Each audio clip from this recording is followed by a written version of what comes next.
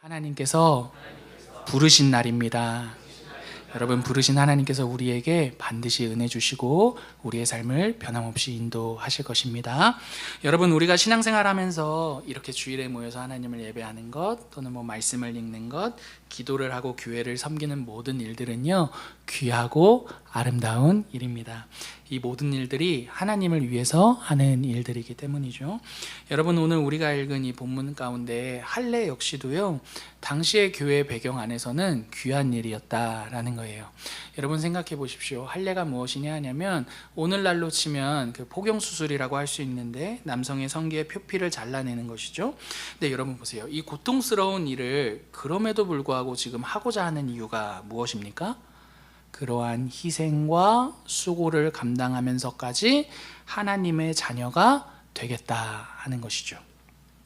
여러분, 이게 우리들의 지금의 배경에서는 결론을 다 알기 때문에 할례 뭐야, 그거 꼭 받아야 돼, 이 사람들 되게 미련하네, 할례를 이렇게 따라가고 있어? 이렇게 생각할 수는 있지만, 당시 갈라디아 교회 분위기에서는요, 전혀 그렇게 생각할 수 있는 것이 아니었다라는 것입니다.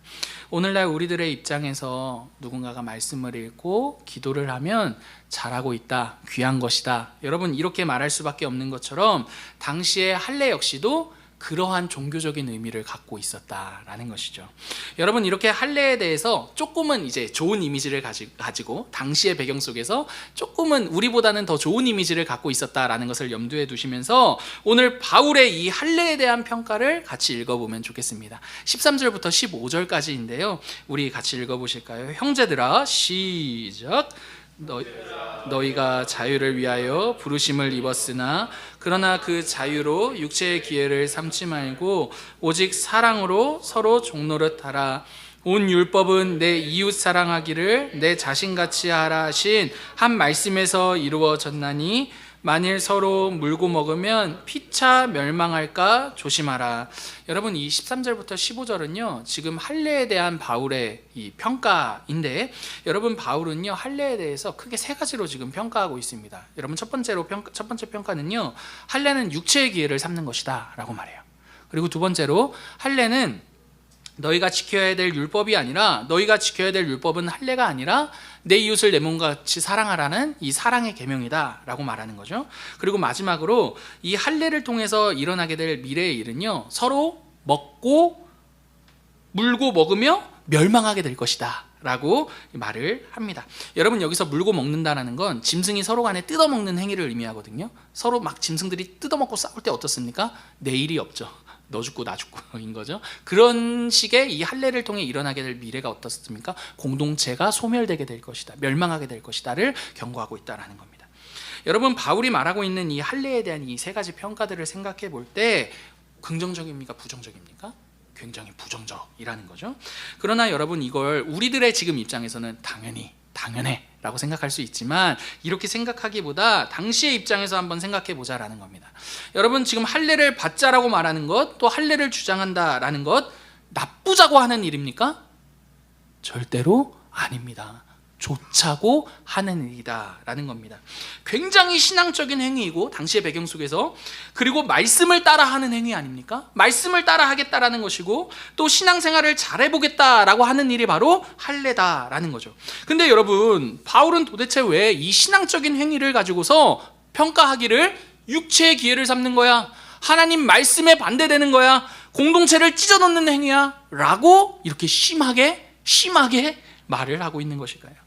여러분, 우리가 이 질문에 답을 하기 전에 우리가 함께 생각해 볼 수 있는 한 가지 사실은요, 여러분, 우리는 얼마든지 좋은 일을 주장하면서도 그 일을 가지고서 어떻게 할 수 있다? 육체의 기회를 삼을 수 있으며 하나님의 말씀에 반대되며 심지어 공동체를 깰 수도 있다라는 사실입니다. 여러분, 저는 오늘 본문을 때문에 묵상하면서 이 내용에 대해 사실 조금은 많이 놀랐습니다. 여러분, 우리가 이 내용은 우리의 경험을 통해서도 생각해 볼 수 있는 내용인 것 같습니다. 생각해 보십시오. 여러분, 이 자리에 모여있는 우리가 나쁜 일을 하자고 모였겠습니까? 여러분, 서로와 서로의 얼굴을 보세요. 여러분, 얼마나 세상이 이렇게 착한 얼굴이 어디 있어요. 여러분, 물론 여러분, 물론 나쁜 의도를 가지고 교회에 오시는 분들도 분명 있을 수는 있습니다. 그러나 교회에 오는 대부분의 이유는요, 여러분, 좋은 의도입니다. 그죠? 여러분, 그리고 심지어 교회에서 어떤 일을 맡아서 하는 건 역시도 표면적으로는 나조차고 하는 일이라기보다는 전체를 생각해서 하는 일입니다. 아침에 팥죽 드셨어요? 여러분, 나조차고 팥죽 썩겠습니까? 아니죠. 우리 모두를 위한 일이다라는 것입니다. 그런데 여러분, 우리는 그렇게 좋은 일을 가지고서도 얼마든지 육체의 기회를 삼아 공동체를 깨는 데까지 나아갈 수 있다는 게 오늘 본문이 우리에게 주는 교훈이다라는 거죠.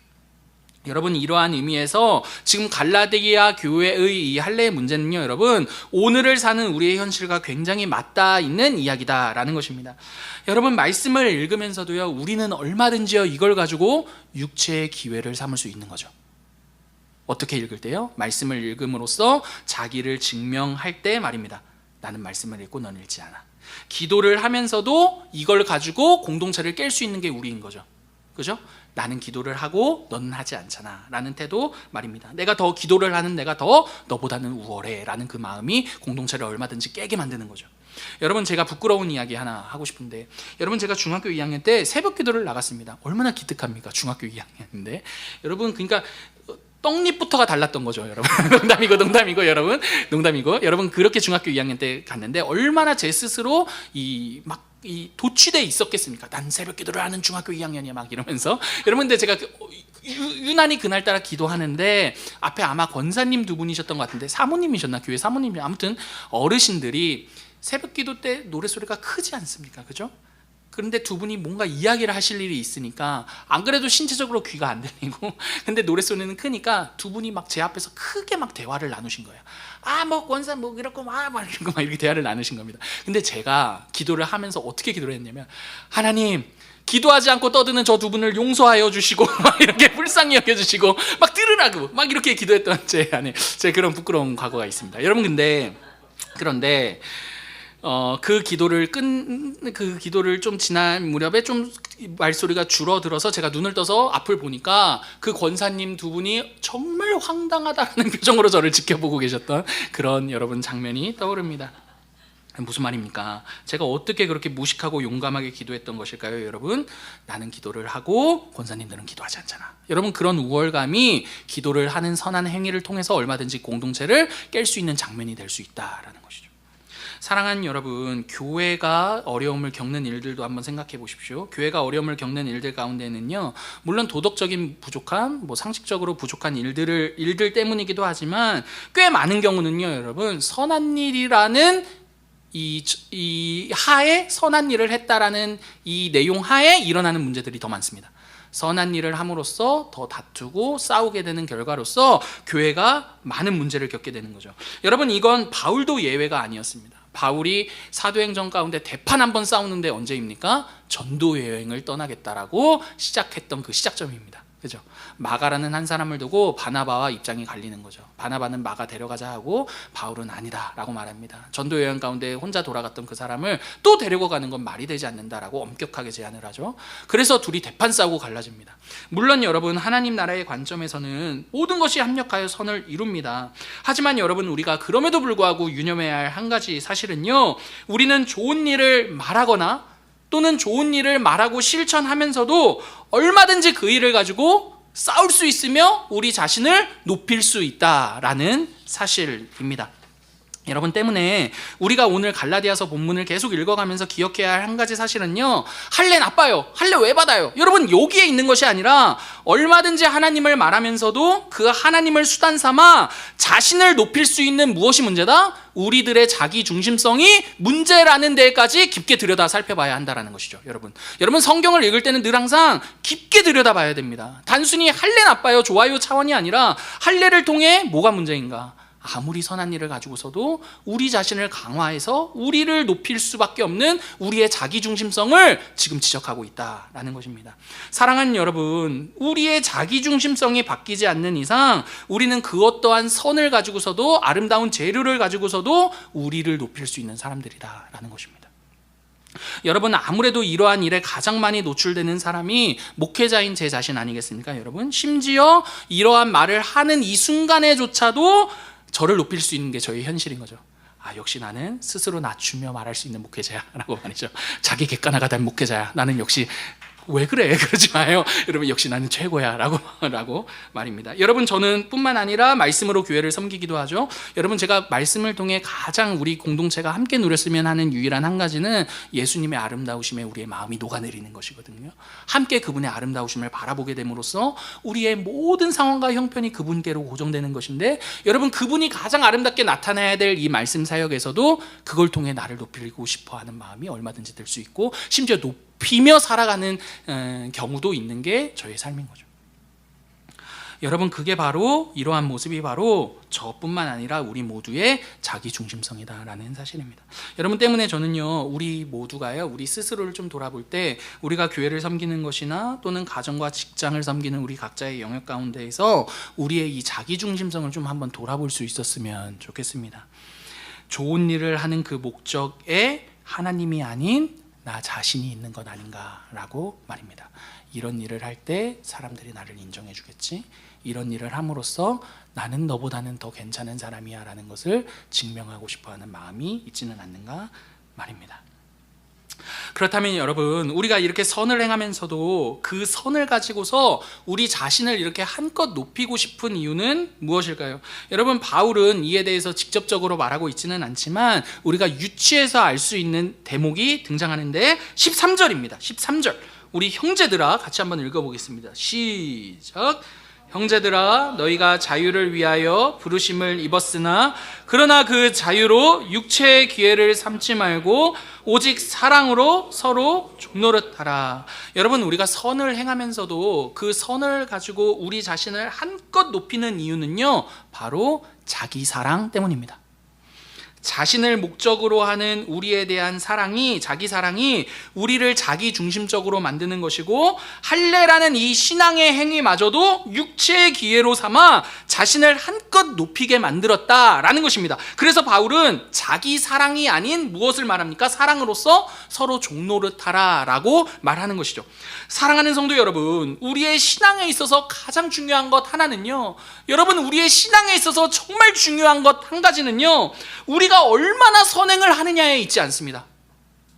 여러분, 우리 신앙에 있어서 정말 제일 중요한 것은요, 얼마나 말씀 읽었고 얼마나 기도했고 얼마나 선행을 했느냐, 거기에 있지 않습니다. 여러분, 우리의 신앙에 있어서 가장 중요한 사실 한 가지는요, 사랑의 대상이 바뀌는 것입니다. 여러분, 사랑의 대상이 바뀌지 않는 한 우리는 어떠한 선행도 우리를 위한 수단으로 만들어버릴 수밖에 없기 때문인 거죠. 그래서 여러분, 바울은 고린도전서 13장에서 이렇게 말하고 있어요. 같이 한번 읽어보실까요? 시작. 내가 사람의 방언과 천사의 말을 할지라도 사랑이 없으면 소리나는 구리와 울리는 꽹과리가 되고, 내가 예언하는 능력이 있어 모든 비밀과 모든 지식을 알고 또 산을 옮길 만한 모든 믿음이 있을지라도 사랑이 없으면 내가 아무것도 아니요, 내가 내게 있는 모든 것으로 구제하고 또 내 몸을 불사르게 내줄지라도 사랑이 없으면 내게 아무 유익이 없느니라. 여러분, 바울이 말하는 것, 이거 굉장히 놀라운 이야기입니다. 여러분, 생각해 보십시오. 신앙생활 할 때 방언 말하고 천상의 말하는 사람 만나면 대단하다라고 말하지, 거기에 야, 너 사랑 없으면 아무것도 아니야, 이렇게 말할 수 있겠습니까? 아닙니다. 이런 사람 만나면 모두가 다 대단하다라고 박수치면 박수쳤지, 그렇지 않다라고 말할 수가 없습니다. 2절을 보시면 예언하는 능력, 모든 비밀, 모든 지식, 심지어 산을 옮길 믿음이 있는 일들까지도 있다라고 말해요. 오늘로 치면 말씀의 능력이 있어. 그래서 그 말씀을 듣고 사람들이 눈물을 흘리고 막 회개하고 교회로 막 모여드는 것이죠. 굉장히 놀라운 일 아닙니까? 3절에서는 어떻습니까? 자신의 모든 것 내어주고 몸을 다 내어주는 수고와 희생과 헌신을 한다라고 말합니다. 오늘날로 치면 성자라고 불릴 수 있는 그러한 분들 아니겠습니까? 근데 바울이 이렇게 말하는 거죠. 아무리 신령해도, 아무리 능력이 있어도, 아무리 자신의 것을 다 희생하고 헌신한다 하더라도 그걸 가지고서도 얼마든지 자기 자신을 높이며 자기를 사랑할 수 있는 게 바로 누구다? 우리다 라고 말입니다. 그래서 바울이 이렇게 말하는 겁니다. 사랑이 없으면 아무것도 아니다 라고 말이죠. 아무리 탁월한 것을 가지고서도 우리를 높일 수 있는 게 우리 자신이기 때문에 사랑이 없으면 아무것도 아니다 라고 말하는 것이죠. 사랑하는 여러분, 우리 모두는요, 그 누구도 예외 없이 하나님을 위해 살면서도 우리 자신을 사랑하며 살 수 있는 사람들입니다. 여러분, 이 말은 우리 모두를 정죄하기 위한 말이 아닙니다. 우리가 얼마나 연약한 사람인지를 한번 직면해 보자라는 것이죠. 여러분, 누군가를 위해 하는 말이야, 내가 너를 위해 하는 말이야 라면서도 미움을 담아 말할 수 있습니다. 그죠? 너를 위해 하는 말인데 미움이 담겨 있죠. 교회를 위해 하는 말이라고 하면서도 교회를 비난하는 말을 할 수 있습니다. 누군가를 위한 일이라고 하면서도 결국엔 나를 위한 일을 할 수 있는 게 우리이고, 교회를 위한 일이라고 하면서도 결국에 내가 인정받기 위한 일을 할 수 있는 게 바로 이 자리에 모여있는 우리의 모습이며 우리의 자기 사랑이다라는 것이죠. 사랑은 여러분 때문에 우리는요, 우리의 사랑의 대상이 바뀌지 않고서는요 절대로 변한 게 아닙니다. 우리는 결국에 내가 사랑하는 그 대상에 의해 움직이게 될 것이기 때문입니다. 여러분, 그래서 우리는요, 우리의 선행을 가지고서요, 나는 바뀌었어, 나는 새 사람이야 라고 절대로 말할 수 없습니다. 선행은요, 사랑의 대상이 바뀌지 않고서도 우리 자신을 여전히 사랑하면서도 얼마든지 할 수 있는 일이기 때문입니다. 여러분, 진정한 변화는요 때문에 사랑의 대상이 바뀌는 겁니다. 여러분, 저는 이게 너무나 무섭습니다. 30년을 새벽 기도를 했는데도 사랑의 대상이 바뀌지 않을 수 있습니다. 여러분, 얼마나 신령한 행위입니까? 그래서 결국에 30년 새벽 기도를 했는데도 결정적인 순간에는 세상의 기준으로 선택하는 거죠. 왜요? 사랑의 대상이 여전히 나 자신이니까. 여러분, 선행이라는 새벽 기도로 우리의 신앙을 포장해낼 수 없습니다. 직면해야 될 건 무엇입니까? 내가 누구를 사랑하고 있는지. 사랑의 대상이 바뀔 때 비로소 우리는 변할 수 있다라는 거죠. 여러분, 내가 내 삶의 여전히 최종 보스인데 어떻게 변했다 말할 수 있겠습니까? 어쨌든 기승전 나일 텐데요. 아무리 선한 것을 행하더라도 결론은 나일 텐데요.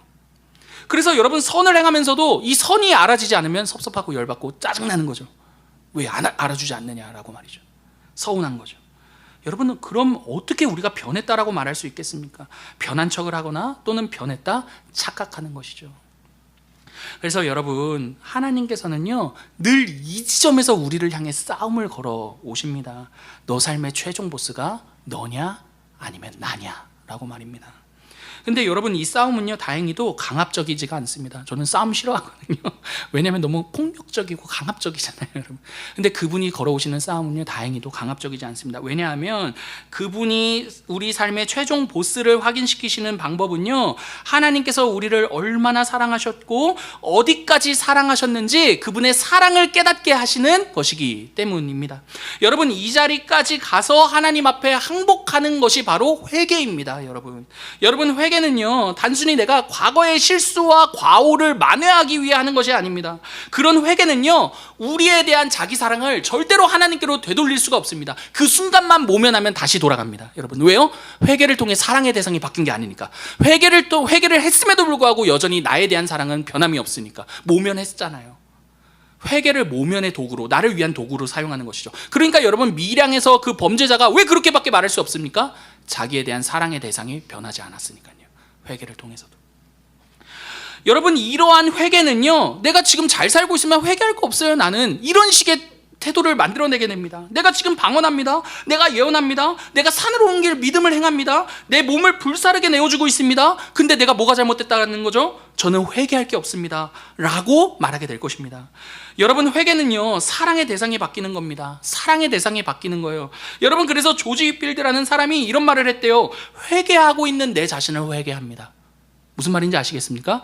회개하는데 회개하고 있는 자기를 보면서 회개하지 않는 사람을 향해 손가락질하고 있는 나를 본 거죠. 회개를 하고 있다라는 자신에게 취해 있는 나를 본 거죠. 그러니까 뭐라고 합니까? 회개를 하는 나 자신을 회개합니다 라고 회개했다랍니다. 여러분, 이렇게 선한 일을 하면서도 교묘하게 죄를 지을 수 있는 내 자신을 볼 수 있는 유일한 빛은요, 여러분, 나에 대한 사랑이 아니라 하나님의 사랑 빛입니다. 그 사랑의 빛이 우리 인생에 비춰질 때 우리는 우리에 대한 자기 사랑이 얼마나 혐오스러운지를 깨달을 수 있게 되고, 그리고 다시금 하나님의 사랑으로 나아가게 되는 것이죠. 그리고 그 사랑을 통해 하나님을 사랑하고 나의 이웃을 사랑하는 자리에 세우는 것. 여러분, 그게 회개를 통해 우리 가운데 일어나는 변화다라는 것입니다. 여러분들께서는 사랑의 대상이 바뀌어 살기를 원하십니까? 아니면 여기가 좋사오니 주님 건들지 마십시오 하며 그 자리에 머물기를 원하십니까? 오늘도 세게 설교하면 안 되는데 여러분 한번 우리 스스로에게 질문해 볼 수 있었으면 좋겠습니다.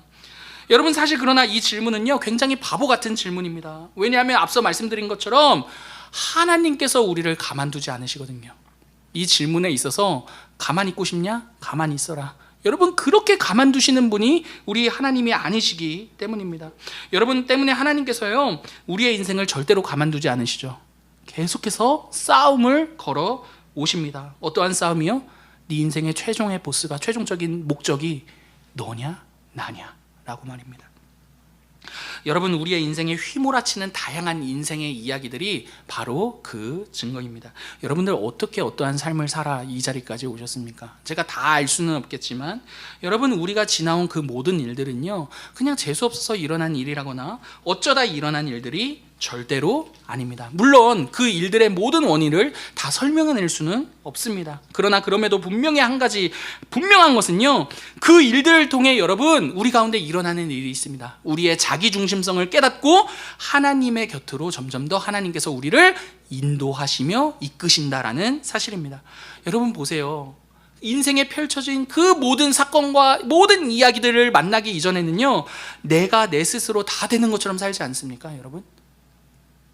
그런데 인생에 내 스스로 되지 않는 일들을 만날 때 비로소 여러분 겸손하게 되죠. 내가 내 인생의 주인으로 사는 이 삶이 전부가 아니라는 것을 알게 됩니다. 그리고 우리를 향해 펼치신 그분의 손 아래로 겸손히 들어가게 되는 거죠.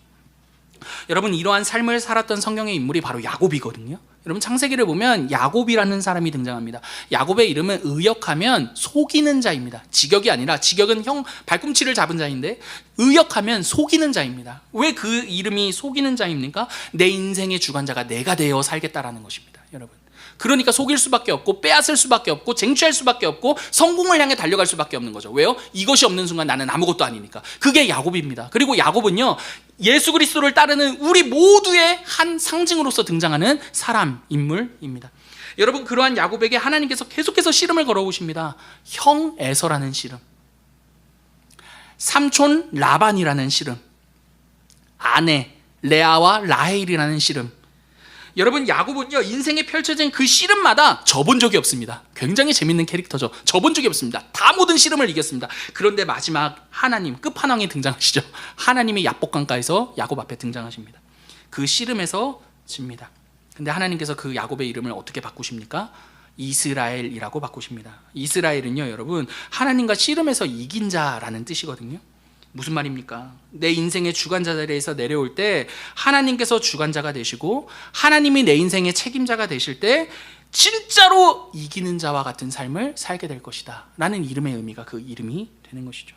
야곱은 더 이상 자신이 주인이 되어 이겨도 지는 것처럼 사는 것이 아니라 하나님의 주인이 되어주심으로써 지는 것 같아도 이기는 삶을 살게 되었다라는 게 야곱의 이름의 변화를 통해 알게 되는 이야기라는 겁니다.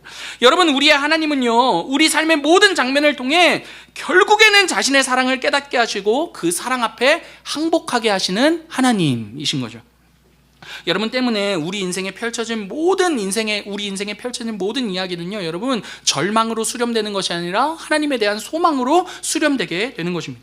우리 삶에 펼쳐진 모든 일들은요 하나님께서 우리 삶의 주관자가 되시겠다 작정하시고 달려드시며 행하시는 일들이기 때문입니다. 때문에 여러분 우리를 향해 있던 자기 사랑이 깨지죠. 자기 사랑이 얼마나 바보 같은 일이었는지를 깨닫고 하나님의 사랑을 더욱더 의지하게 됩니다. 여러분 우리는 분명히요 그 모든 인생의 일련의 모든 시간들을 지남으로써요 내가 이전보다 더 하나님을 사랑하게 되었습니다 라는 그 고백을 하게 될 것이며 그 고백만 남게 될 것입니다. 왜요? 하나님께서 우리 인생의 주관자가 되시겠다 작정하고 우리 인생에 걸어오신 씨름과 싸움이기 때문입니다. 여러분 이렇게 사랑의 대상을 바꾸시는 데에 성부 하나님뿐만 아니라 성령 하나님께서 우리 가운데에서도 행하시는 일이 있는데요 이제 본문 이야기 할게요. 여러분 본문 16절 같이 한번 읽어보겠습니다. 내가 이르노니 시작. 내가 이르노니 너희는 성령을 따라 행하라 그리하면 육체의 욕심을 이루지 아니하리라.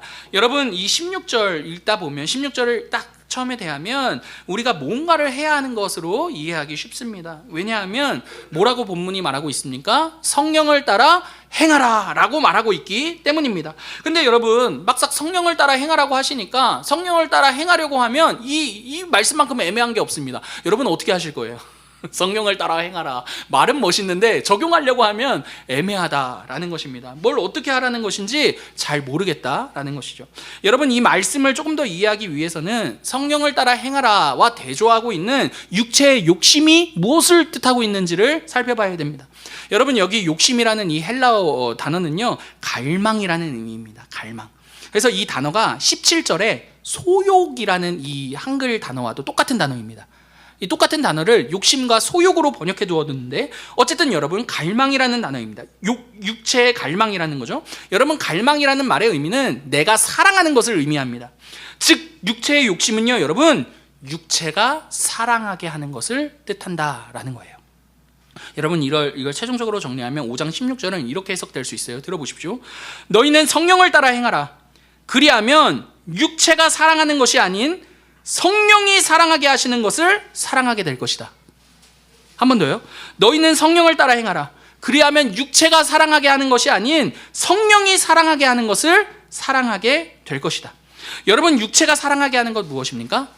우리 자신입니다. 자기 자신입니다. 육체가 사랑하게 하는 것은요 자기 자신입니다.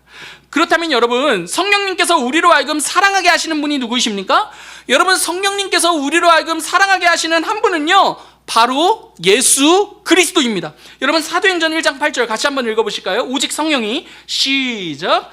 오직 성령이 너희에게 임하시면 예루살렘과 온 유대와 사마리아와 땅끝까지 이르러 내 증인이 되리라 하시니라. 여러분 사도행전 1장 8절은요 성령님께서 우리 가운데 행하시는 가장 중요한 일 하나를 이렇게 소개하고 있습니다. 무엇이라고 말합니까? 내 증인 되는 거. 여기서 나는 누구입니까? 예수 그리스도. 예수 그리스도의 증인이 되는 일이야말로 성령님께서 우리 가운데 행하시는 가장 중요한 일이라고 말하고 있다라는 거죠.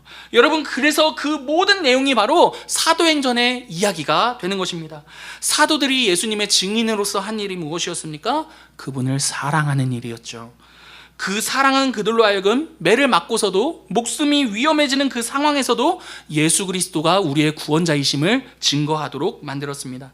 사도들의 삶은요 여러분 성령을 따라 행하는 삶이었고 그 삶은요 예수 그리스도 한 분만을 유일한 사랑의 대상으로 여기며 사는 삶이었다라는 것입니다.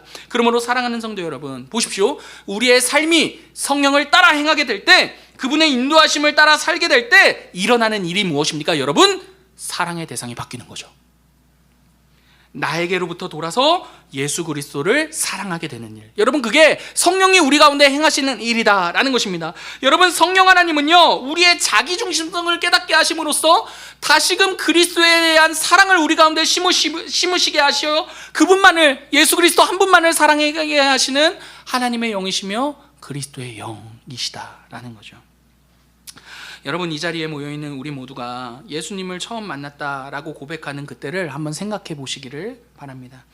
각자마다 다양한 경험이 있을 수는 있겠지만 한 가지는 분명하지 않겠습니까? 저 같은 경우는 중학교 1학년 때 수련회 가서 예수님에 대한 인격적인 그런 만남이 있었는데 우리 각자 다 있어요. 여러분 한번 생각해 보십시오.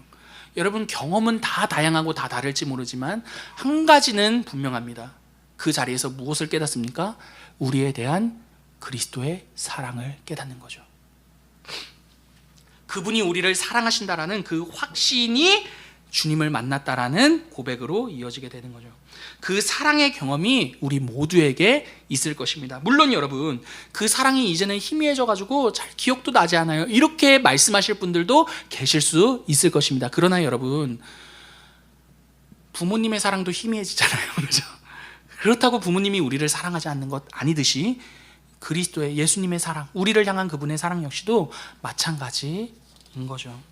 여러분 예수님의 그 사랑, 우리를 향한 그분의 그 사랑을 누가 깨닫게 하시는 것입니까?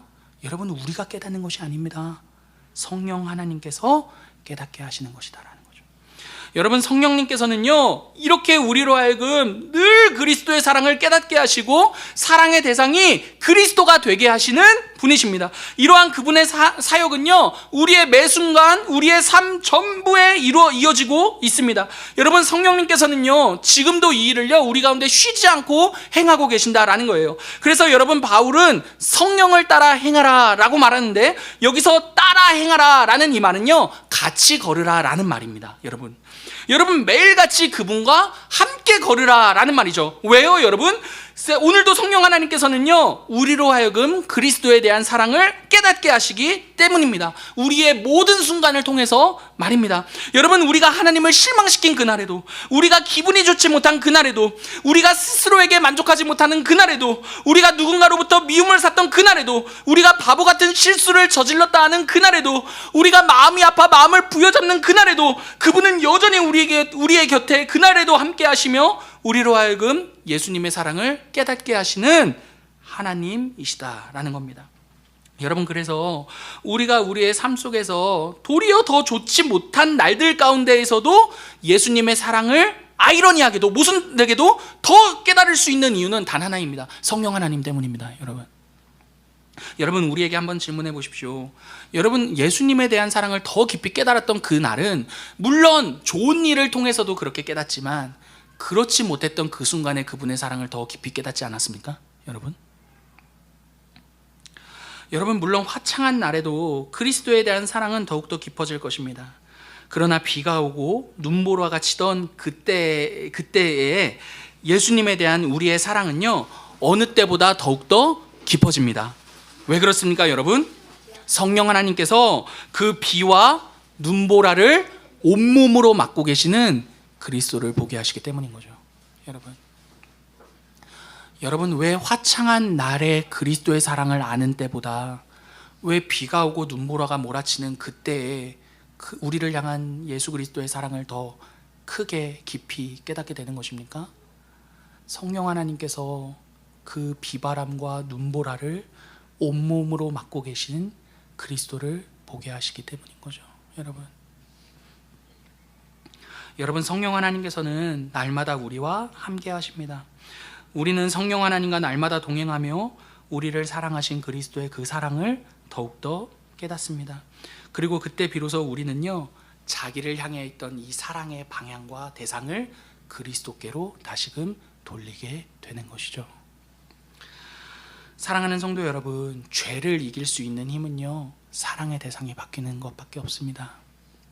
죄를 사랑하는 내 마음보다도 그리스도를 사랑하는 내 마음이 진짜 내 마음이 될 때 비로소 우리는 그 죄를 이길 수 있게 되는 것이죠. 여러분, 그래서 바울은요 성령님을 따라 행하고 성령님의 인도하심을 받게 될 때 우리 안에는 이러한 열매들로 가득 채워질 것이라고 이렇게 말합니다. 우리 본문 22절과 23절 같이 한번 읽어보실까요? 22절과 23절입니다. 오직 시작. 오직 성령의 열매는 오래 참음과 자비와 양성과 충성과 온유와 절제니 이 같은 것을 금지할 법이 없느니라. 여러분, 성령의 열매를 보시면 그 어디에도 자기의 사랑은 없습니다. 이 열매의 핵심은요 예수님의 사랑인 거죠. 성령님께서 예수님을 사랑하게 하심으로 우리의 사랑의 대상이 그리스도가 되심으로 그 사랑이 우리의 형편을 따라 사랑으로 나타나기도 하고 기쁨으로 나타나기도 하고 화평과 오래 참음, 자비와 선을 행하는 마음, 신실함과 온유와 절제로 나타나는 것입니다. 마치 빛 하나가 각도에 따라 다양한 색을 내듯이 그리스도의 그 사랑이 우리의 형편에 따라 다양한 장면으로 나타나게 된다라는 것이죠. 다양한 모습으로 나타나게 된다라는 것이죠. 여러분, 말씀을 마치겠습니다. 사랑하는 성도 여러분, 성령을 따라 그분이 사랑하게 하시는 한 분을 사랑하게 될 때 비로소 우리는 우리 자신을 사랑했던 모든 것들로부터 돌아설 수가 있습니다. 자기 사랑을 이기고 몰아내는 유일한 길은요 그리스도를 더욱더 사랑하는 것뿐입니다. 여러분, 잘못된 사랑은요 참된 사랑으로만 물러가게 할 수 있습니다. 우리를 위해 죽으시고 부활하신 예수 그리스도만이 우리 자신에 대한 사랑을 이길 수 있는 참된 사랑이 되시는 거죠. 여러분, 저는요 우리 커먼그라운드 교회가 이 성령을 따라 성령님께서 사랑하게 하시는 이 한 분, 이 한 분을 사랑할 수 있는 교회 공동체가 될 수 있었으면 좋겠습니다. 여러분, 우리 주님께서, 예수 그리스도께서 우리를 사랑하십니다. 여러분 아멘이시죠? 여러분 정말 아멘입니다. 그 주님이 우리를 사랑하십니다. 그래서 그분이 십자가에 달려 자신의 생명으로 우리라는 열매를 맺으셨습니다. 여러분, 더 이상 우리는요, 열매가 없는 인생이 아닙니다. 예수 그리스도 안에서 이미 그분의 열매로서 존재하는 것이죠. 여러분, 그 분을 향한 우리의 열매가 바로 사랑입니다. 내 사랑의 유일한 대상은 당신 한 분이십니다. 라는 그 고백 말이죠. 여러분, 그분의 이 아름다운 열매로서 우리의 삶 가운데 그분을 향한 이 아름다운 열매를 맺으며 우리 신앙의 여정을 걸어내실 수 있는 저와 여러분 모두가 되시기를 간절히 기도합니다. 우리에게 주신 말씀 생각하시면서